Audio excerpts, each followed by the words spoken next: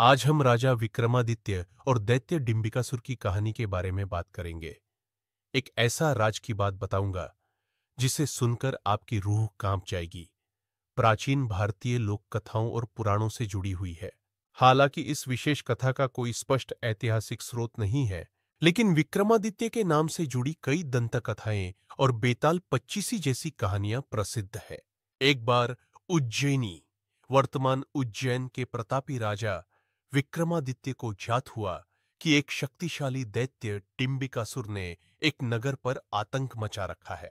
वह अपने तंत्र मंत्र और मायावी शक्तियों से निर्दोष लोगों की बलि लेता था और पूरे क्षेत्र को भयभीत कर चुका था।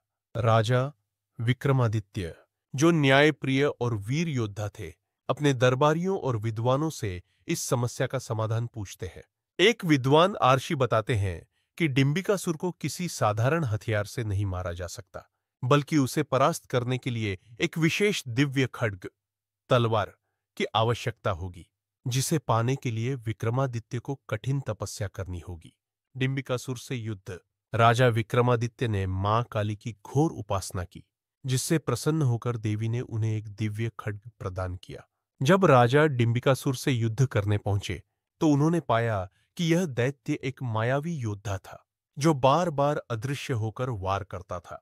लेकिन विक्रमादित्य ने अपनी बुद्धि और देवी के आशीर्वाद से डिंबिकासुर को पराजित किया और उसका अंत कर दिया। इस विजय के बाद राजा विक्रमादित्य को और भी अधिक यश और ख्याति प्राप्त हुई और उनके राज्य में शांति स्थापित हो गई। विक्रमादित्य की आगे की यात्रा। डिंबिकासुर के वध के बाद राजा विक्रमादित्य को एक नई चुनौती का सामना करना पड़ा। जब उन्होंने दैत्य का अंत किया तो उसकी मायावी शक्ति एक शाप के रूप में पूरे राज्य में फैल गई। इससे राज्य के कुछ हिस्सों में अजीब घटनाएं होने लगीं। लोगों के सपनों में भयानक आकृतियां दिखाई देने लगीं, अनाज सड़ने लगा और कई सैनिकों को रहस्यमय बीमारियां घेरने लगीं। गुप्त संदेश और अर्श का मार्गदर्शन। राजा विक्रमादित्य इस समस्या के हल के लिए अपने दरबार के विद्वानों से परामर्श करते हैं, लेकिन कोई ठोस समाधान नहीं निकलता। तभी एक अज्ञात साधु उनके महल में आता है और कहता है, हे राजन, डिंबिकासुर केवल एक दैत्य नहीं था, वह एक शापित आत्मा थी। जब तक उसका शाप समाप्त नहीं होगा, तब तक आपके राज्य को शांति नहीं मिलेगी। आपको कैलाश पर्वत के निकट स्थित कालकुंड तीर्थ जाना होगा और वहां महाकाल की विशेष पूजा करनी होगी। केवल तभी इस शाप से मुक्ति मिलेगी। कालकुंड तीर्थ की यात्रा। राजा विक्रमादित्य अपने कुछ खास योद्धाओं और मंत्री भट्टनीराम के साथ कालकुंड तीर्थ की ओर रवाना होते हैं। लेकिन यह यात्रा आसान नहीं थी। रास्ते में उन्हें कई बाधाओं का सामना करना पड़ता है। भ्रम का जंगल। एक मायावी वन आता है जहां हर दिशा एक जैसी लगती है। सैनिक इधर उधर भटकने लगते हैं, लेकिन राजा अपने साहस और बुद्धिमत्ता से रास्ता खोज निकालते हैं।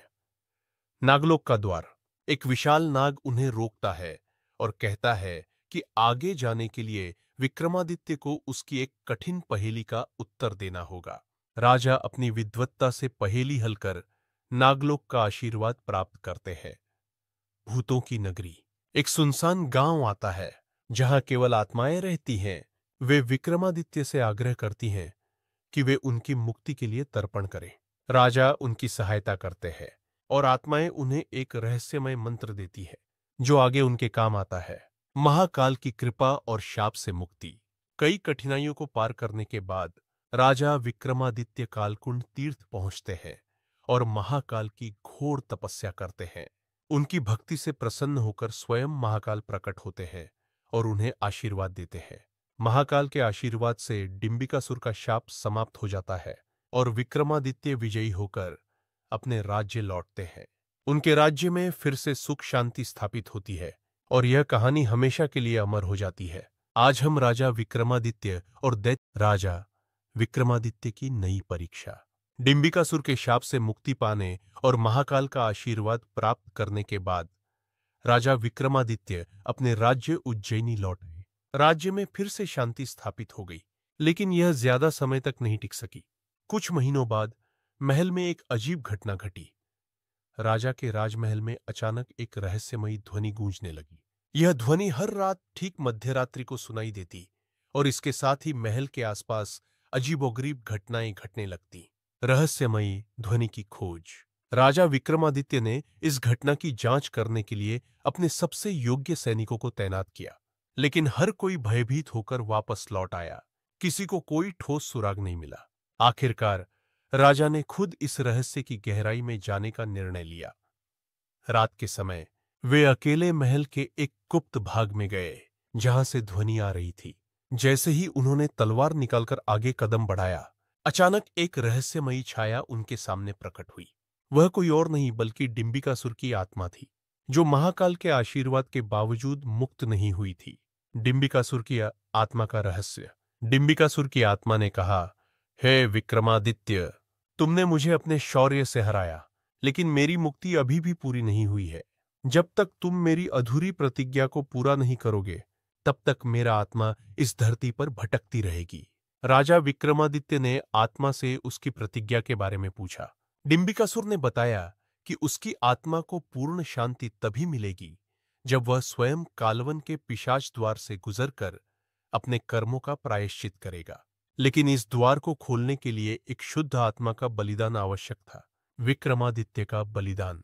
राजा विक्रमादित्य को यह सुनकर गहरा आघात लगा। वे जानते थे कि वे एक न्यायप्रिय राजा है और किसी निर्दोष का बलिदान नहीं कर सकते। इसलिए उन्होंने निश्चय किया कि वे स्वयं इस कार्य को पूरा करेंगे।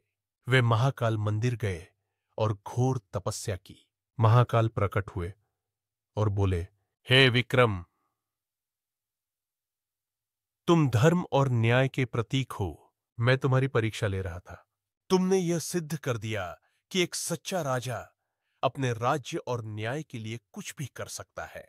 डिंबिकासुर की आत्मा को अब किसी बलिदान की आवश्यकता नहीं, वह अब मुक्त हो जाएगी। इतना कहते ही महाकाल ने अपने त्रिशूल से आकाश की ओर संकेत किया और देखते ही देखते डिंबिकासुर की आत्मा प्रकाश में विलीन हो गई। अंतिम विजय और अमरता। राजा विक्रमादित्य ने इस परीक्षा को भी सफलतापूर्वक पार किया और वे इतिहास में अमर हो गए। उनके इस त्याग और निडरता की गाथाएं युगों युगों तक सुनाई जाने लगी। राजा विक्रमादित्य